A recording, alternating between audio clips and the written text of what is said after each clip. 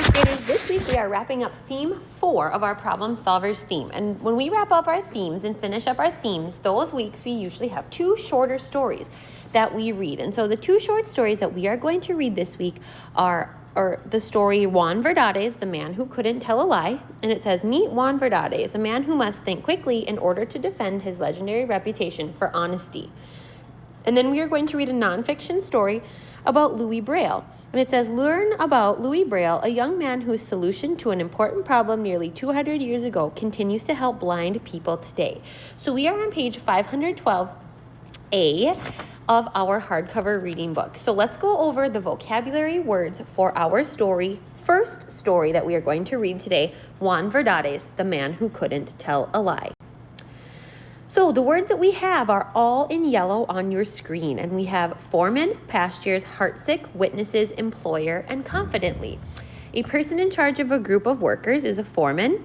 Grassy lands that animals graze on are pastures. Very unhappy and disappointed is heartsick. People who can give a first-hand account of something they saw or heard are witnesses.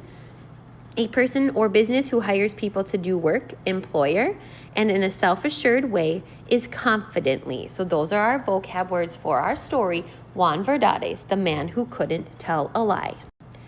We are on page 512B and C of our hardcover reading book, Juan Verdades, the man who couldn't tell a lie.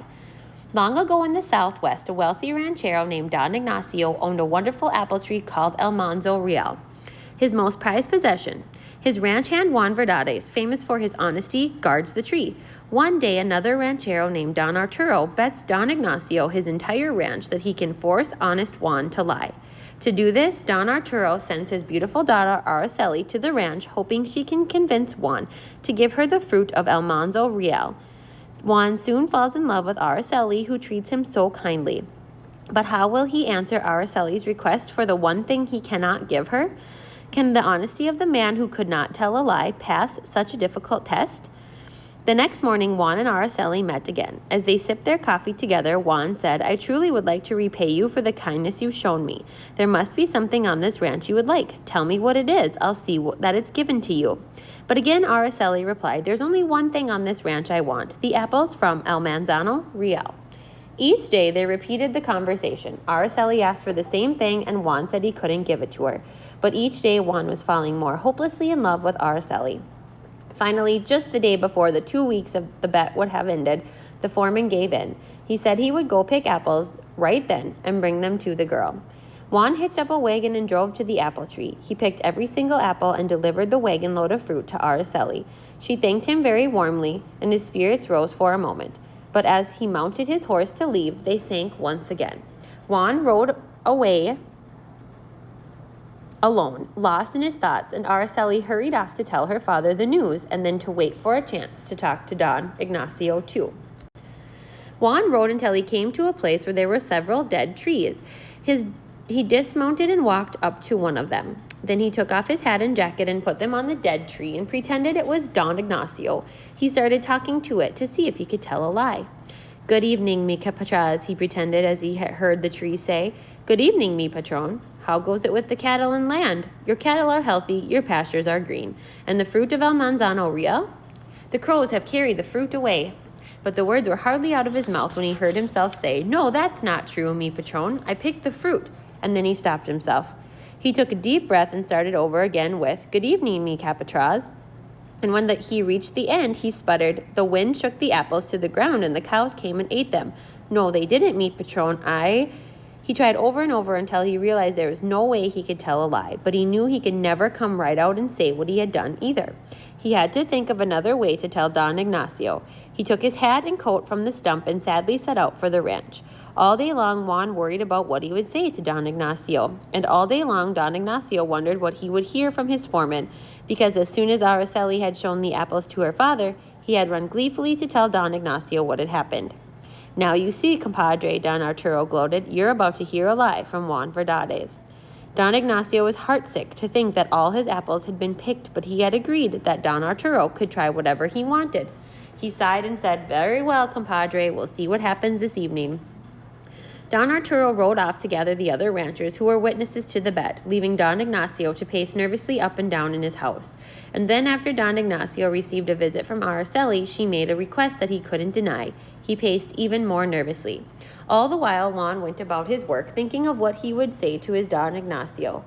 That evening, the foreman went as usual to make his report to his employer, but he walked slowly and his head hung down. The other ranchers were behind the bushes listening, and Araceli and her mother were watching anxiously from a window in the house. The conversation began as it always did. Good evening, mi compatraz. Good evening, mi patron. How goes it with my cattle and land? Your cattle and land are healthy, your pastures are green. And the fruit of El Manzo Riel? Juan took a deep breath and replied, Oh, patron, something terrible happened today. Some fool picked your apples and gave them away. Don Ignacio pretended to be shocked and confused. Some fool picked them, he said. Who would do such a thing? Juan turned his face aside. He couldn't look at Don Ignacio. The rancher asked again, Who would do such a thing? Do I know this person? Finally, the foreman answered, The father of the fool is my father's father's son. The fool has no sister and no brother. His child would call my father grandfather. He's ashamed that he did what was done. Don Ignacio paused for a moment to think about Juan's answer, and then to Juan's surprise, Don Ignacio grabbed his hand and started shaking it excitedly. The other ranchers ran laughing from their hiding places. Don Arturo, they all said, you lose the bet. You must sign your ranch over to Don Ignacio. No, said Don Ignacio, still vigorously shaking Juan's hand.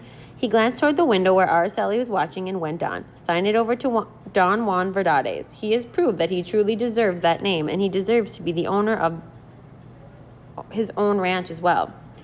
Everyone cheered and began to congratulate Juan. Don Arturo's face turned white, but he gritted his teeth and forced a smile. He shook Juan's hand and then turned to walk away from the group, his shoulders drooping and his head bowed down. But Araceli came running from the house and put her arm through her father's. Papa, she said, what if Juan Verdades were to marry a relative of yours? Then the ranch would stay in the family, wouldn't it? Everyone heard her and turned to look at the girl and her father.